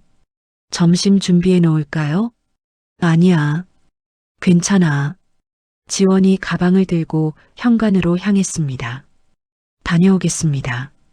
조심히 다녀와. 문이 닫혔습니다. 저는 창문으로 다가가 내려다봤습니다. 지원이 차에 올라탔습니다. 시동을 걸고 천천히 나갔습니다. 차가 대문을 빠져나가는 걸 확인했습니다. 저는 휴대폰을 꺼냈습니다. 민수에게 문자를 보냈습니다. 지금 와요. 5분 후 초인종이 울렸습니다. 저는 급히 내려가 문을 열었습니다. 민수가 서 있었습니다. 선배님, 빨리 들어와. 민수가 들어왔습니다. 저는 문을 잠갔습니다. 시간이 얼마나 돼요? 제가 물었습니다. 3시간이요. 하지만 혹시 모르니 이 시간 안에 끝내야 해요. 어디부터 시작하죠? 지원 씨 방부터요. 우리는 2층으로 올라갔습니다. 지원의 방 앞에 섰습니다. 저는 손잡이를 잡았습니다. 문이 열렸습니다. 잠기지 않았습니다. 안으로 들어갔습니다. 깔끔하게 정돈된 방이었습니다. 침대, 화장대, 옷장, 모든 게 완벽했습니다. 책상부터 봅시다. 민수가 말했습니다. 저는 책상 서랍을 열었습니다. 문구류, 영수증, 메모지, 평범한 것들 뿐이었습니다.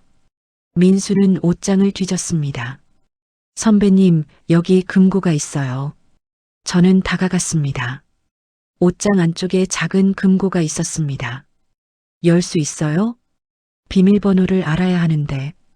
저는 생각했습니다. 지원이 어떤 번호를 쓸까? 생일?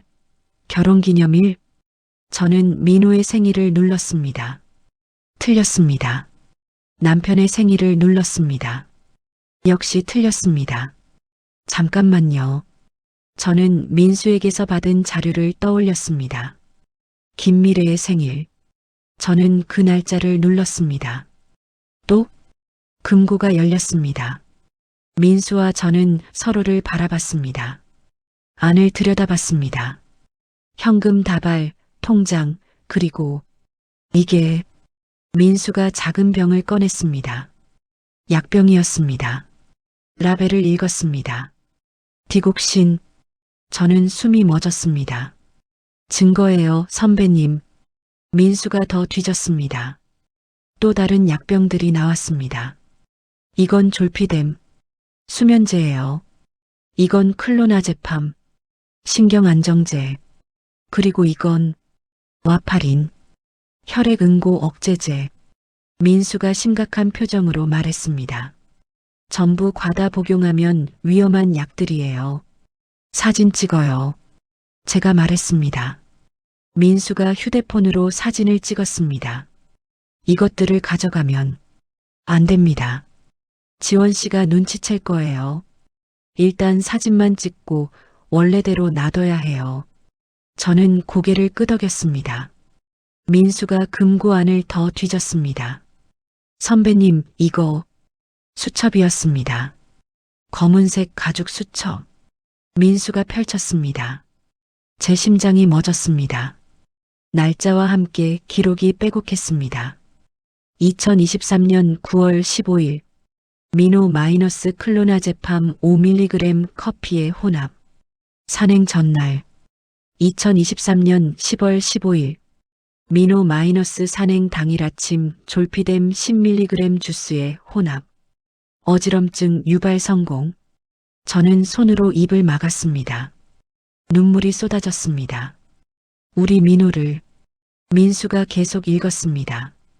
2025년 12월 1일 태준 마이너스 와파린 소량 투여 시작. 매일 저녁차의 혼합. 2025년 12월 28일 태준 클로나제팜 추가. 어지럼증 심화. 2025년 12월 29일 태준 성공. 저는 주저앉았습니다. 민수가 저를 부축했습니다. 선배님, 우리 남편을 열흘 동안 조금씩 독을. 저는 울었습니다. 하지만 울 시간이 없었습니다. 민수가 수첩을 사진 찍었습니다. 모든 페이지를. 이제 충분합니다. 이걸로 체포할 수 있어요. 그때였습니다. 아래층에서 소리가 들렸습니다. 현관문 여는 소리. 저와 민수는 얼어붙었습니다. 어머님? 지원의 목소리였습니다. 불가능했습니다. 아직 1시간밖에 안 지났는데. 어머님 계세요? 발소리가 계단을 올라왔습니다. 민수가 재빨리 수첩을 금고에 넣고 닫았습니다. 하지만 너무 늦었습니다. 문이 활짝 열렸습니다. 지원이 서 있었습니다. 저와 민수를 번갈아 봤습니다. 침묵. 그리고 지원의 얼굴에서 미소가 사라졌습니다. 차가운 눈빛. 완전히 다른 사람이었습니다. 어머님, 제 방에서 뭐 하세요? 목소리도 달랐습니다. 부드럽던 목소리가 얼음처럼 차가웠습니다. 지원아. 그리고 이 남자는 누구죠? 지원이 민수를 노려봤습니다. 민수가 앞으로 나섰습니다. 저는 경찰입니다. 민수가 신분증을 보여줬습니다. 지원의 눈빛이 더 차갑게 변했습니다. 경찰이요? 여기 무슨 일로요?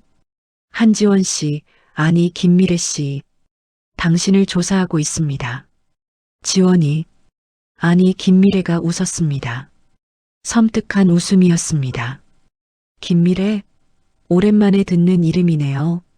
그녀가 방 안으로 천천히 들어왔습니다. 그래서요? 뭘 찾았나요? 당신의 범죄 증거를 찾았습니다. 민수가 말했습니다.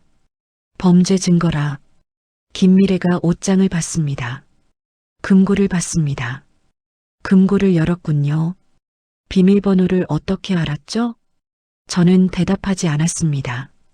김미래가 저를 바라봤습니다. 어머님, 아니 정소영 씨, 언제부터 알았어요? 처음부터는 아니었어. 하지만 내가 남편 장례식에서 웃는 걸 봤을 때부터 의심했지.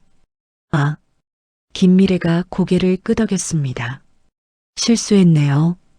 조심했어야 했는데. 그녀는 전혀 당황하지 않았습니다. 오히려 여유로웠습니다. 그래서요? 이제 어쩔 건데요?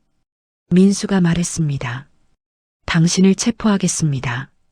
신민호 씨와 신태준 씨 살인 혐의로. 증거가 있나요?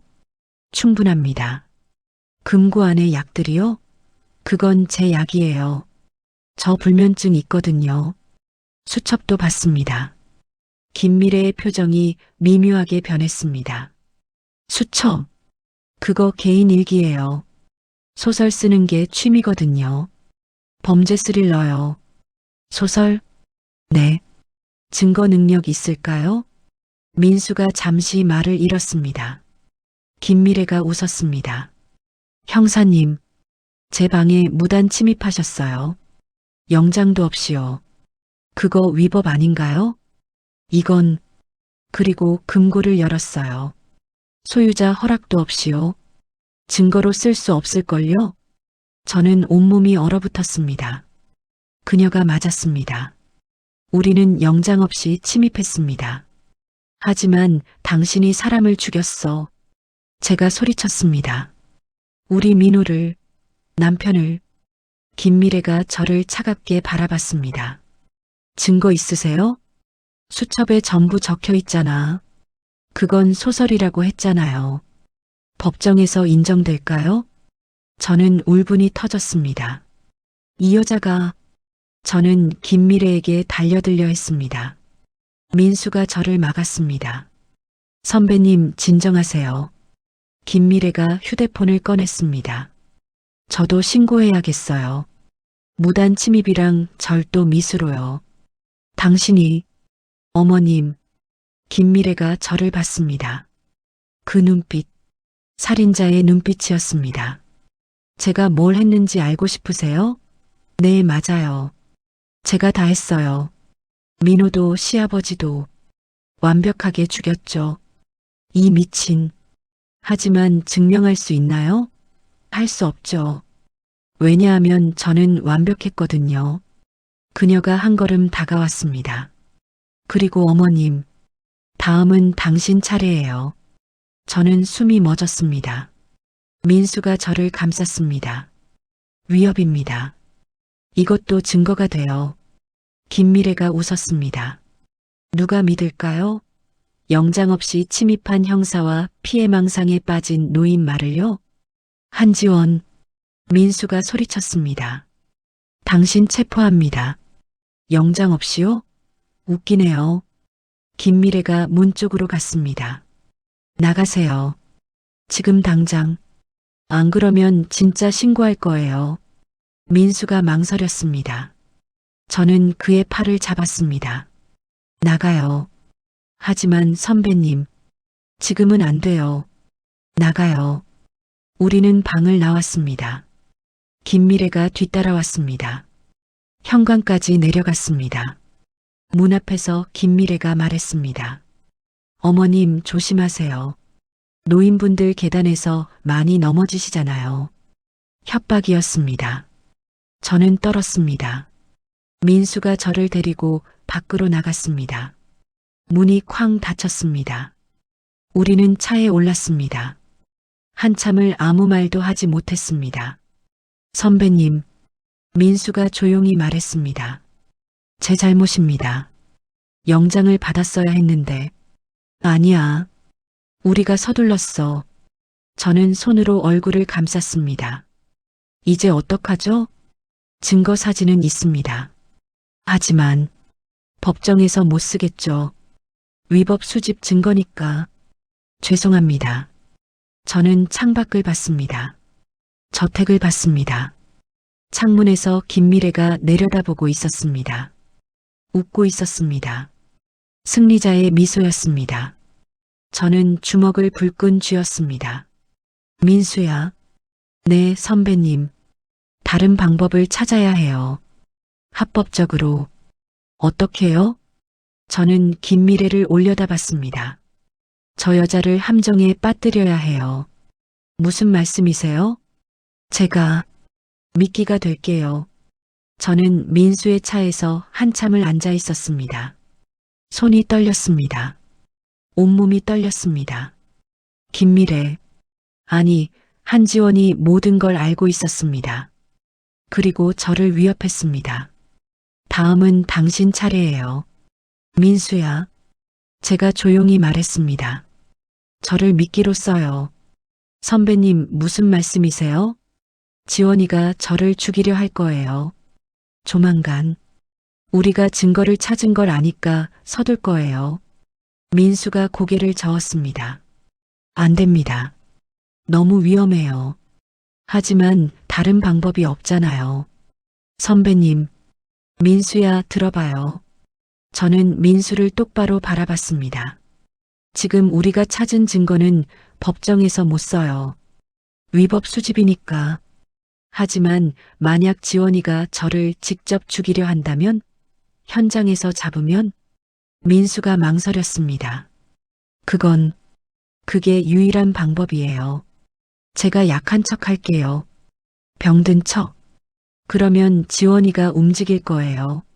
하지만 실제로 독을 먹으면 먹지 않아요. 연기만 할 거예요. 그리고 당신이 지켜보는 거예요. 민수가 심각한 표정으로 저를 봤습니다. 선배님, 정말로 하시겠어요? 네. 위험합니다. 알아요. 하지만 우리 민호와 남편을 위해서예요. 그리고 저는 이미 죽을 각오를 했어요. 민수가 한숨을 쉬었습니다. 알겠습니다. 하지만 제대로 준비해야 해요. 선배님 몸에 녹음기를 달고 제가 집 주변에서 대기하겠습니다. 고마워요. 그리고 선배님 절대로 음식을 드시면 안 됩니다. 척만 하세요. 알았어요. 우리는 계획을 세웠습니다. 이틀 후 저는 연기를 시작했습니다. 아침 식사 때 저는 일부러 어지러운 척했습니다. 어머님, 지원이 달려왔습니다. 괜찮으세요? 응. 좀 어지럽네. 병원 가셔야 해요. 아니야. 쉬면 나을 거야. 저는 방으로 올라갔습니다. 백미러처럼 거울로 복도를 봤습니다. 지원이 제 방 밖에 서서 문을 바라보고 있었습니다. 계산하고 있었습니다. 다음 날도 같은 연기를 했습니다. 어지러워. 저는 계단에서 비틀거렸습니다. 지원이 저를 붙잡았습니다. 어머님 조심하세요.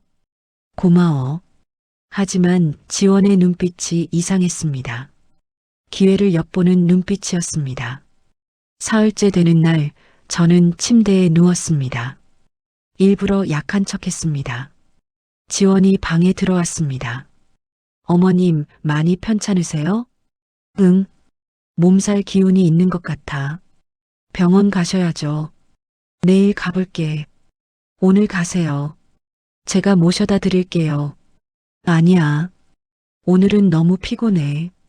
지원이 제 이마를 만졌습니다. 차가운 손이었습니다. 그럼 제가 죽이라도 끓여드릴게요.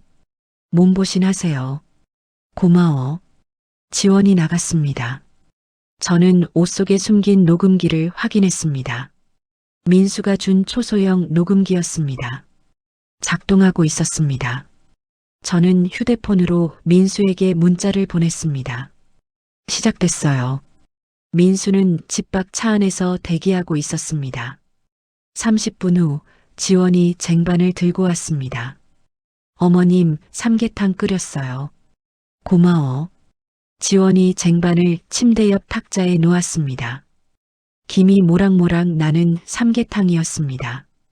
천천히 드세요. 기운 나실 거예요. 그래. 고마워, 지원아. 지원이 미소 지었습니다. 하지만 그 미소가 이제는 섬뜩했습니다. 제가 특별히 정성껏 만들었어요. 다 드셔야 해요. 그럴게. 지원이 나갔습니다. 문이 닫혔습니다. 저는 삼계탕을 내려다봤습니다. 이 안에 독이 들어있을까요? 저는 숟가락을 들었습니다. 하지만 입에 대지 않았습니다.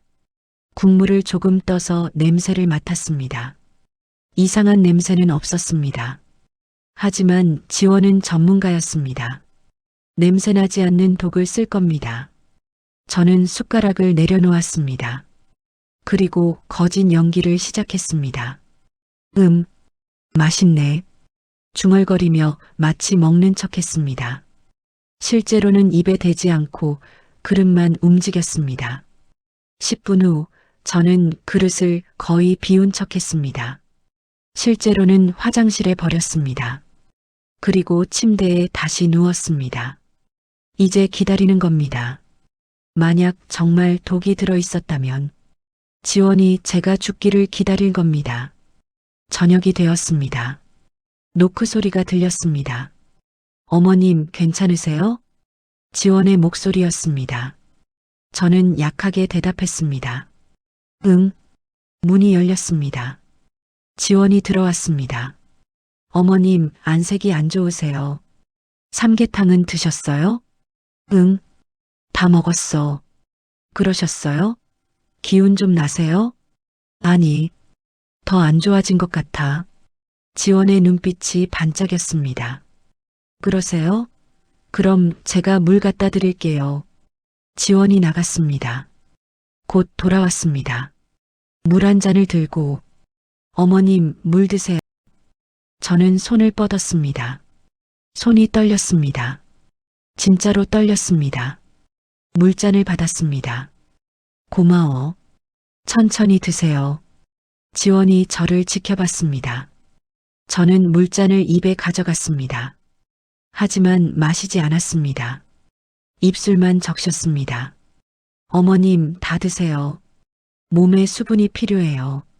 지원이 재촉했습니다. 이상했습니다. 왜 이렇게 마시라고 강요할까요?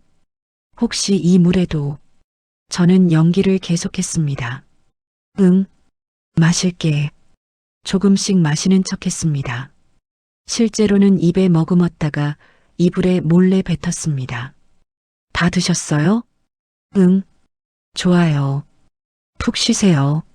내일 아침이면 나아지실 거예요. 지원이 빈 물잔을 가져갔습니다. 그리고 방을 나가며 뒤돌아봤습니다. 어머님, 편히 쉬세요. 그 말투가 섬뜩했습니다. 마치 영원히 쉬세요라고 말하는 것 같았습니다. 문이 닫혔습니다. 저는 일어나 문에 귀를 댔습니다. 발소리가 멀어졌습니다. 저는 휴대폰을 꺼냈습니다. 민수에게 문자를 보냈습니다. 물 줬어요. 의심됩니다. 민수의 답장이 왔습니다. 물 버리지 마세요. 증거로 확보하세요. 그리고 계속 연기하세요. 저는 이불에 뱉은 물을 휴지로 닦아서 비닐봉지에 넣었습니다. 증거였습니다. 밤이 깊어갔습니다. 저는 침대에 누워 눈을 감았습니다. 하지만 잠들지 않았습니다. 깨어서 기다렸습니다. 자정쯤 복도에서 발소리가 들렸습니다. 조심스러운 발소리. 제 방 앞에서 멈췄습니다. 문이 천천히 열렸습니다. 저는 눈을 감고 잔척했습니다. 누군가 들어왔습니다. 지원이었습니다. 침대 옆으로 다가왔습니다. 저는 숨소리를 고르게 유지했습니다. 지원이 제 손목을 잡았습니다. 맥박을 확인하는 겁니다. 그리고 중얼거렸습니다. 아직 살아있네. 양이 부족했나? 저는 온몸이 얼어붙었습니다. 하지만 계속 잔척했습니다. 지원이 다시 중얼거렸습니다. 내일 아침에 더 줘야겠어. 그러면 확실할 거야. 녹음기가 작동하고 있었습니다. 지원의 독백을 전부 녹음하고 있었습니다. 지원이 방을 나갔습니다. 문이 닫혔습니다. 저는 눈을 떴습니다. 손이 떨렸습니다. 정말로 저를 죽이려 했던 겁니다. 저는 휴대폰을 꺼내 민수에게 문자를 보냈습니다. 자백 녹음했어요. 내일 아침이 결정적 순간일 것 같아요. 민수의 답장. 알겠습니다. 내일 아침 경찰과 함께 대기하겠습니다. 선배님 조심하세요. 다음 날 아침 노크 소리가 들렸습니다. 어머님 아침이에요. 지원의 목소리였습니다. 저는 약하게 대답했습니다. 응. 문이 열렸습니다. 지원이 쟁반을 들고 들어왔습니다. 어머님 죽 끓였어요. 드세요. 쟁반에는 흰 죽이 있었습니다. 지원이 침대 옆에 앉았습니다. 제가 떠드릴게요. 어머님 힘드시니까. 고마워. 지원이 숟가락으로 죽을 떴습니다. 제 입으로 가져왔습니다. 자, 드세요. 저는 입을 벌렸습니다.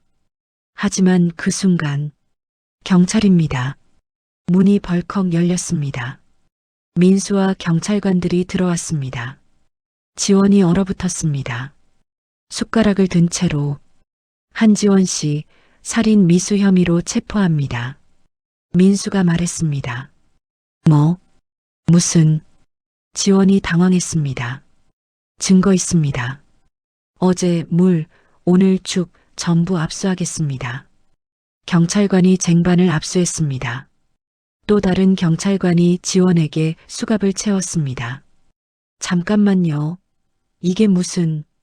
한지원 씨, 아니 김미래 씨. 당신에게는 묵비권이 있습니다. 저는 침대에서 일어났습니다. 지원이 저를 봤습니다. 어머님, 당신, 나는 먹지 않았어. 전부 연기였어. 저는 옷 속에서 녹음기를 꺼냈습니다. 그리고 어젯밤 내가 한 말 전부 녹음됐어. 아직 살아있네. 양이 부족했나? 내일 아침에 더 줘야겠어. 지원의 얼굴이 창백해졌습니다. 그건 변명마. 내 금고에서 발견한 약들도 국립과학수사연구원에 넘겼어. 내가 어제 준 물도 분석 중이야. 동물이 나올 거야. 지원이 무너졌습니다. 무릎을 꿇었습니다. 어떻게 알았어요? 너는 한 가지 실수를 했어. 제가 말했습니다. 너무 오만했어. 증거를 남겼어. 수첩에 전부 기록했잖아. 우리 민호를 어떻게 죽였는지, 남편을 어떻게 죽였는지. 지원이 고개를 떨어뜨렸습니다. 경찰이 그녀를 일으켰습니다. 가시죠. 지원이 끌려가면서 저를 돌아봤습니다. 어머님, 아니, 정소영 씨. 뭐, 저는 후회 안 해요. 가난이 얼마나 무서운지 당신은 몰라요.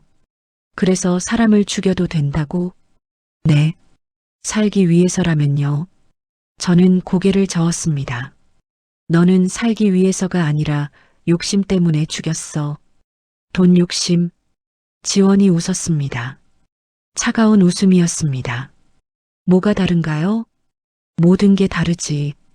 지원이 끌려갔습니다. 현관을 나서며 마지막으로 말했습니다. 정소영 씨, 법정에서 봐요. 제 변호사가 당신을 괴롭힐 거예요. 위법 수집 증거라고요. 그래봐야 소용없어. 민수가 말했습니다. 어제 물과 오늘 죽에서 동물이 나오면 끝이에요. 그리고 당신의 자백 녹음도 있어요. 합법적으로 수집한 증거들이죠. 지원의 얼굴이 굳었습니다. 경찰차가 그녀를 실어 갔습니다. 저는 창문에서 그 모습을 봤습니다. 경찰차가 멀어졌습니다. 저는 주저앉았습니다. 민수가 저를 부축했습니다. 선배님, 끝났어. 드디어 끝났어. 저는 울었습니다. 이번에는 슬픔의 눈물이 아니었습니다. 안도의 눈물이었습니다. 3개월이 지났습니다. 서울중앙지방법원 대법정. 저는 증인석에 앉아 있었습니다. 맞은편에는 한지원, 아니 김미래가 앉아 있었습니다. 주황색 수감복을 입고 수갑을 찬 모습이었습니다. 판사가 물었습니다. 증인, 피고인 한지원이 당신에게 독을 먹이려 했다는 게 사실입니까? 네, 사실입니다. 저는 또박또박 대답했습니다. 2025년 12월 29일 피고인은 제게 흰 죽을 가져왔습니다. 그 죽에는 디곡신 과다량이 들어있었습니다. 검사가 증거를 제시했습니다. 재판장님, 국립과학수사연구원 분석 결과입니다. 압수한 죽에서 치사량의 디곡신이 검출됐습니다. 피고인 측 변호사가 반박했습니다. 하지만 재판장님, 증인은 실제로 그 죽을 먹지 않았습니다. 살인 미수로 기소할 수 없습니다. 검사가 다시 말했습니다. 녹음 기록이 있습니다. 녹음이 재생됐습니다. 김미래의 목소리가 법정에 울려 퍼졌습니다. 아직 살아있네. 양이 부족했나? 내일 아침에 더 줘야겠어. 그러면 확실할 거야. 법정이 술렁였습니다. 김미래는 고개를 떨어뜨렸습니다. 판사가 물었습니다. 피고인, 변명할 것 있습니까? 김미래가 고개를 들었습니다. 없습니다. 그녀의 목소리는 차갑고 담담했습니다. 검사가 다시 증거를 제시했습니다. 재판장님, 피고인의 금고에서 발견된 수첩입니다. 수첩이 공개됐습니다. 민호의 죽음, 남편의 죽음, 모든 게 기록되어 있었습니다. 변호사가 항변했습니다. 재판장님, 이 증거는 위법 수집 증거입니다. 영장 없이 압수한 것입니다. 판사가 고개를 저었습니다. 하지만 이후 합법적으로 재압수했습니다. 그리고 피고인의 자백 녹음과 동물 분석 결과가 있습니다. 충분한 증거입니다. 재판은 이틀 동안 계속됐습니다. 증인들이 나왔습니다. 민수가 증언했습니다. 김영수 사건에 대해서 부산 경비원이 증언했습니다. 김미래의 의심스러운 행동에 대해서 법의학자가 증언했습니다. 디곡신 중독의 증상에 대해서 모든 증거가 김미래를 가리켰습니다. 마지막 날 판사가 판결을 내렸습니다. 피고인 한지원, 본명 김미래. 김미래가 일어섰습니다. 피고인은 2023년 10월 15일 신민호 씨를 살해했습니다. 2025년 12월 29일 신태준 씨를 살해했습니다. 그리고 정소영 씨를 살해하려 시도했습니다. 판사가 서류를 내려다봤습니다. 본 재판부는 피고인에게 살인죄 2건, 살인 미수죄 1건으로 무기징역을 선고합니다. 쿵! 판사의 망치 소리가 울렸습니다. 법정이 웅성거렸습니다. 저는 김미래를 바라봤습니다. 그녀는 무표정했습니다. 눈물도 없었습니다. 그냥 비어 있었습니다. 경찰이 그녀를 끌고 나갔습니다. 문 앞에서 그녀가 저를 돌아봤습니다. 마지막으로 한마디 했습니다. 정소영 씨, 당신이 이겼어요. 축하해요. 저는 대답하지 않았습니다. 뭐라고 대답해야 할까요? 이긴 건 맞습니다. 하지만 기쁘지 않았습니다. 법정을 나서는데 민수가 다가왔습니다. 선배님, 끝났습니다. 응, 끝났네. 축하드립니다. 정의가 승리했어요. 저는 쓸쓸하게 웃었습니다. 정의가 승리했지만 우리 가족은 돌아오지 않아. 민수가 아무 말도 하지 못했습니다. 저는 민수의 어깨를 두드렸습니다. 고마워요, 민수야. 당신 덕분에 진실을 밝혔어. 아닙니다. 선배님이 하신 거예요. 우리 함께 했지. 저는 법원 계단을 내려갔습니다. 기자들이 몰려들었습니다. 정소영 씨, 한마디 해주세요. 연쇄살인범을 잡은 기분이 어떠세요? 며느리를 의심한 계기가 뭐였나요? 저는 고개를 저었습니다. 죄송합니다. 말씀드릴 게 없습니다. 민수가 기자들을 막아줬습니다. 저는 차에 올라탔습니다.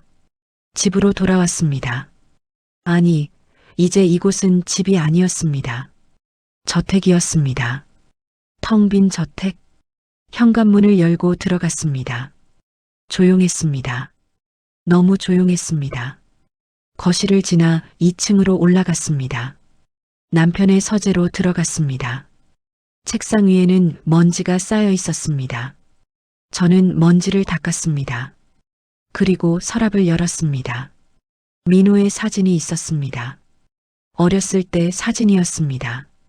저와 남편 그리고 어린 민호. 행복했던 시절의 사진.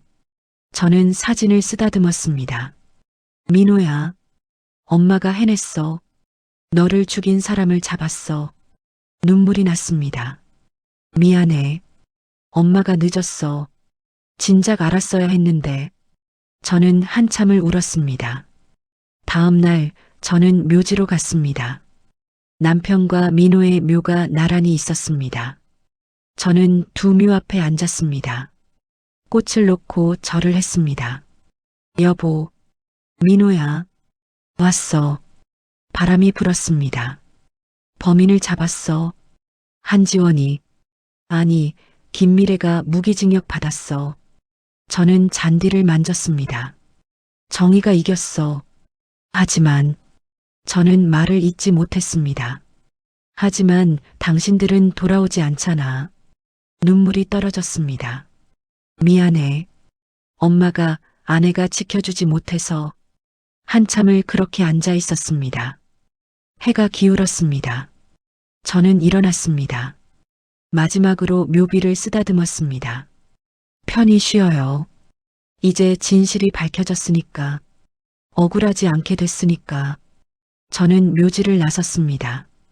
1년 후, 저는 저택을 팔았습니다. 너무 컸습니다. 혼자 살기에는, 그리고 너무 많은 기억이 있었습니다. 작은 아파트로 이사했습니다. 민수가 이사를 도와줬습니다. 선배님, 이제 뭐 하실 거예요? 글쎄, 쉬려고. 그러세요. 많이 힘드셨잖아요. 저는 창밖을 바라봤습니다. 민수야. 네, 선배님. 후회는 안 해. 네. 이 일 말이야. 진실을 밝힌 것. 후회 안 해. 민수가 미소 지었습니다. 당연하죠. 선배님이 하신 일은 정의로운 일이에요. 하지만 가족은 돌아오지 않아. 네. 그래도 해야 했어. 안 그러면 저도 당신들도 영원히 억울했을 테니까. 저는 민수를 바라봤습니다. 고마워, 민수야. 끝까지 함께 해줘서. 아니에요. 제가 더 배웠어요. 민수가 나갔습니다. 저는 혼자 남았습니다. 창밖을 봤습니다. 해가 지고 있었습니다. 하지만 이번에는 어둠이 무섭지 않았습니다. 진실을 밝혔으니까요. 정의가 승리했으니까요. 비록 그 대가가 컸지만 저는 작은 상자를 꺼냈습니다. 안에는 민호가 어렸을 때 쓴 편지가 있었습니다. 엄마, 나는 엄마가 웃는 모습을 보고 싶어요. 엄마는 항상 무서운 얼굴이에요. 나는 엄마를 사랑해요. 저는 편지를 가슴에 안았습니다. 민호야, 엄마도 너를 사랑해. 평생 사랑할 거야. 저는 일어나 거울을 봤습니다. 주름진 얼굴, 백발, 나이 든 여자. 하지만 눈빛만큼은 살아 있었습니다. 저는 거울 속 제 모습에게 말했습니다. 정소영, 당신은 잘했어. 힘들었지만 포기하지 않았어. 가족을 위해 싸웠어. 저는 미소 지었습니다. 오랜만에 진짜 미소였습니다. 창밖에서 해가 완전히 졌습니다. 하지만 방 안에는 불이 켜져 있었습니다. 어둠은 사라졌습니다. 진실의 빛이 비쳤으니까요. 2년 후 저는 책을 한 권 썼습니다. 검은 며느리 -한 어머니의 정의 추구. 제 이야기였습니다. 민호와 남편을 잃고 범인을 찾고 진실을 밝히기까지의 이야기. 책이 출간되자 많은 사람들이 읽었습니다. 비슷한 경험을 한 사람들이 저에게 편지를 보냈습니다. 저도 가족을 잃었어요. 당신의 이야기가 위로가 됐어요. 당신은 용감했어요. 저도 용기를 얻었어요. 저는 그 편지들을 하나하나 읽었습니다. 그리고 깨달았습니다. 제 고통이 헛되지 않았다는 것을, 제 싸움이 다른 사람들에게 희망을 줬다는 것을. 민호야 여보, 당신들은 떠났지만 당신들의 죽음은 의미가 있었어요. 정의를 위한 싸움의 시작이었어요. 그리고 저는 그 싸움에서 이겼어요. 당신들을 위해서, 그리고 저를 위해서.